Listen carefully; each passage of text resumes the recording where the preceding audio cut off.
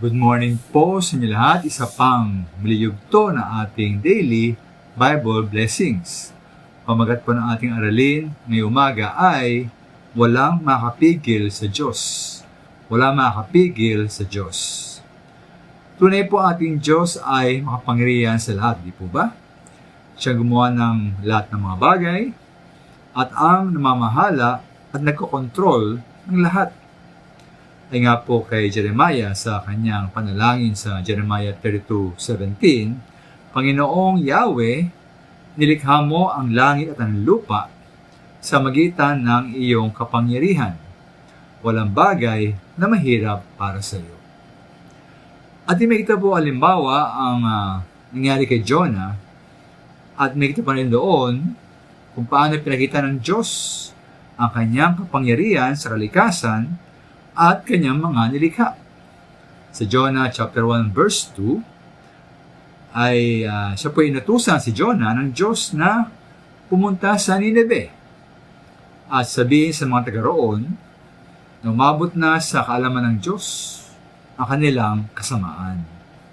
Ngayon po sa halip na sumunod si Jonah, ayon sa verse 3, ipinasya niya na takasan ang Diyos at nagtungo siya sa Joppa patungong Tarsis.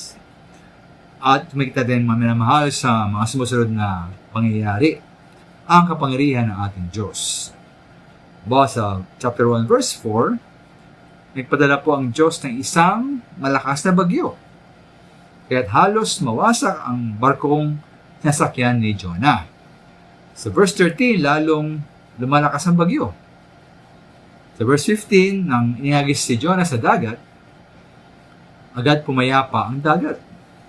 Sa verse 17, sa utos ng Diyos nilamon si Jonah ng isang dambuhalang isda at natili siya ron ng 3 araw at 3 gabi.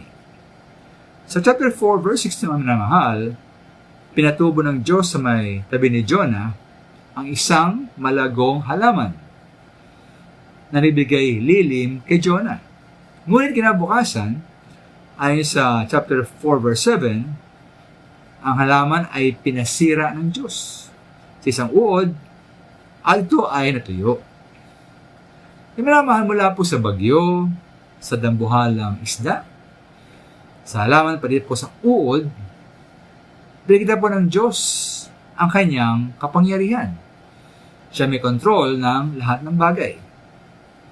Kaya po wala makapipigil at wala makahadlang sa pagganap po ng kalooban at nais ng ating Diyos. Kaya atin pong huwag tularan si Jonah. Nawa tayo po'y sumunod na lamang lagi sa ating Panginoon. Maraming salamat po.